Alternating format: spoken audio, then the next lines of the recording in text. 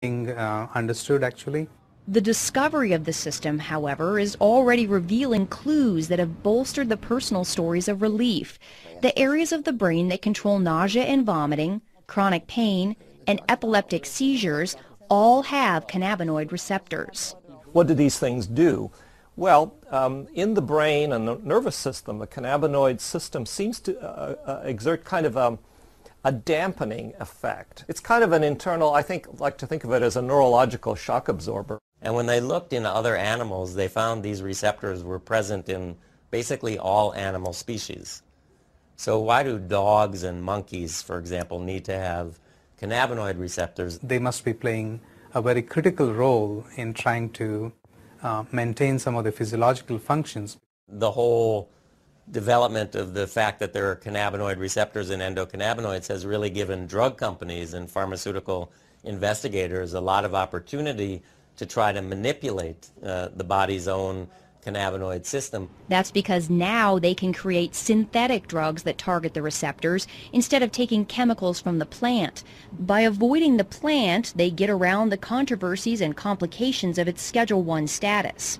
A search of the U.S. patent database reveals numerous large pharmaceutical companies have filed recent patents claiming their cannabinoid receptor drug has the potential to treat almost everything: multiple sclerosis, Alzheimer's, Parkinson's, rheumatoid arthritis, Tourette's, epilepsy, heart disease, obesity, various mental illnesses, and the holy grail of medicine, a cancer cure. We feel that these cannabinoids give us an opportunity to study their functions, and see how we can exploit them, how we can manipulate these cannabinoids and the receptors to find cures for a large number of diseases currently in which there is particularly no cure.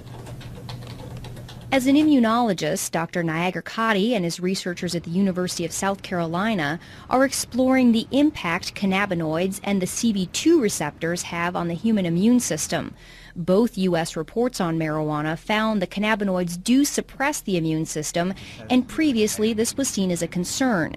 But Dr. Nayager Kadi believes tamping down the immune system could be a good thing.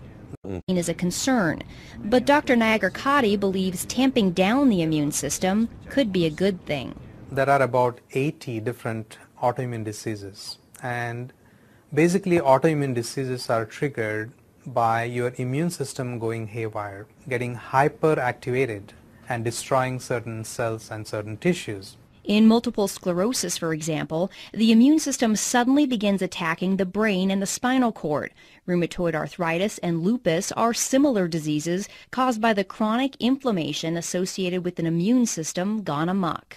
The cannabinoids dampen down response to bacteria or foreign agents or injury to tissues. A lot of scientists and researchers are interested in those properties of the cannabinoids, in trying to see how we can suppress the immune response in autoimmune disease conditions. For Dr. Nayager Kadi, the research has gone far beyond treating inflammatory problems.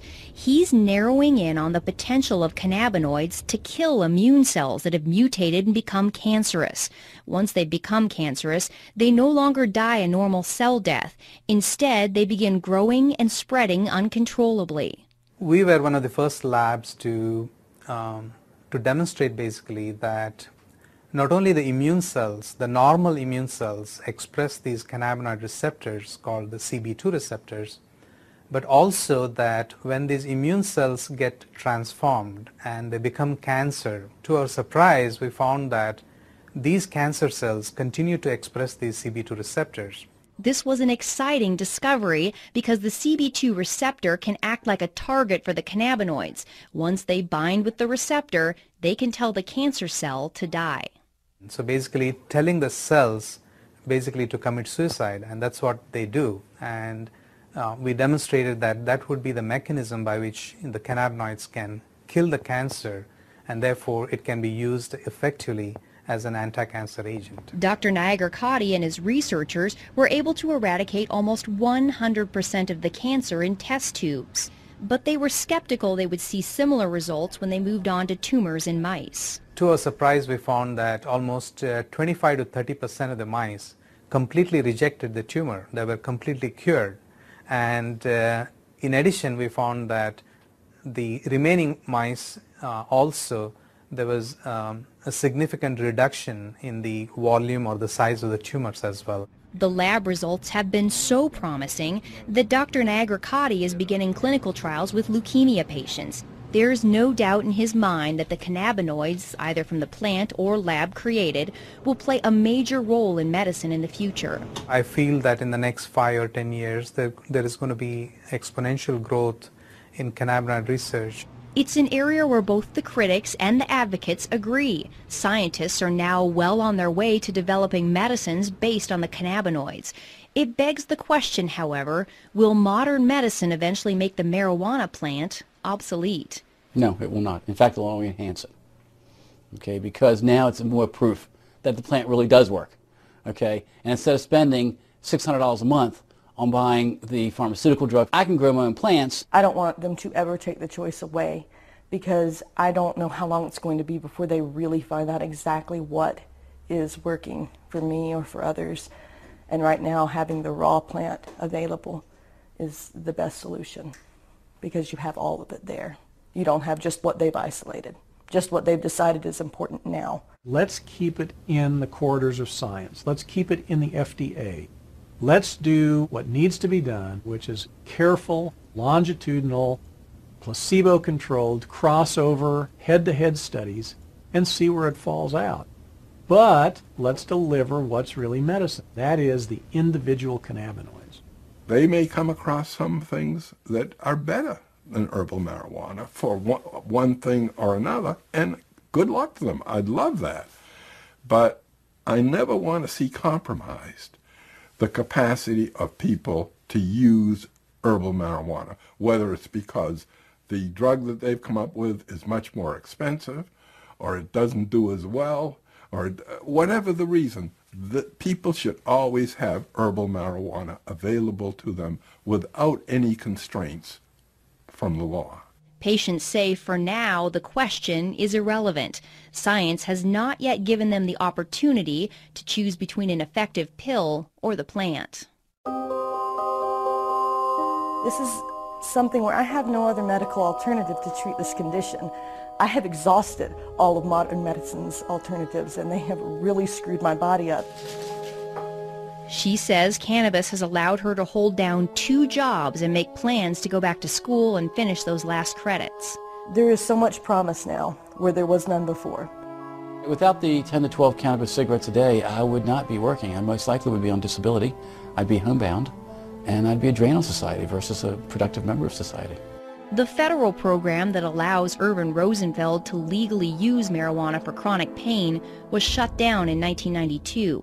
Today, he's one of a few living patients who were grandfathered in and still receive marijuana every month, courtesy of the U.S. taxpayer. Point Hatfield believes he will never gain back the muscle he lost during his cancer fight, but he got his life back. And he thinks people should not underestimate this plant just because it doesn't come with a prescription. It's medicine. It's medicine just like aspirin is, or Zoloft, Ativan. It's a medicine. Marijuana is here to stay. It is certainly here to stay as a medicine. Dr. Grinspoon says the social stigma surrounding marijuana has damaged the medical research for too long. Today, he's on the advisory board for the marijuana advocacy group NORML, because he believes the only way marijuana will reach its true medical potential is if it's fully legalized.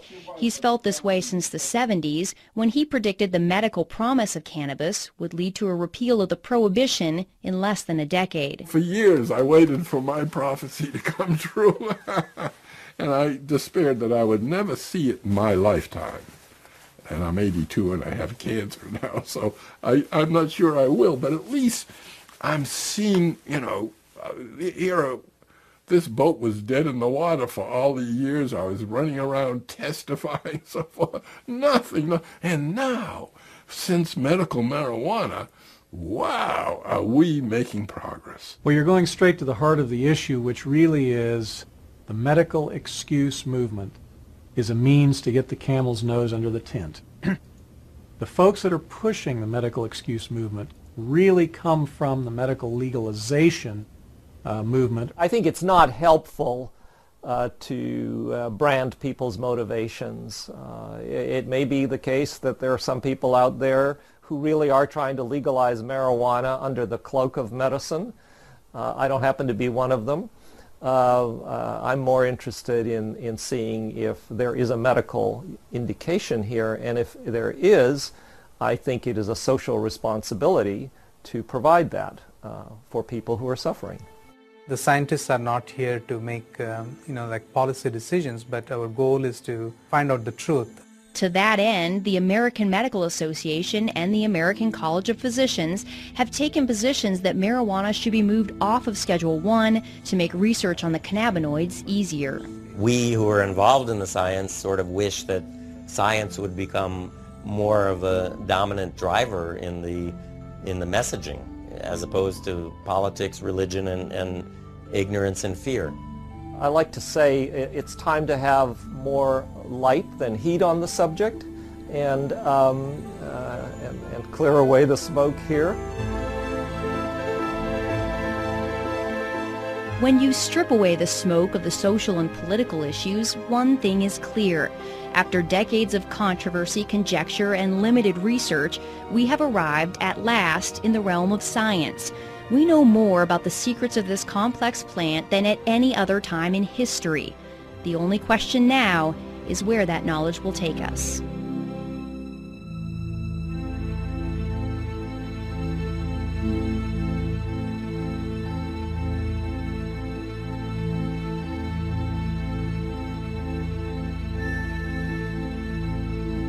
Support for this program was made possible by the Friends of Montana PBS and the University of Montana.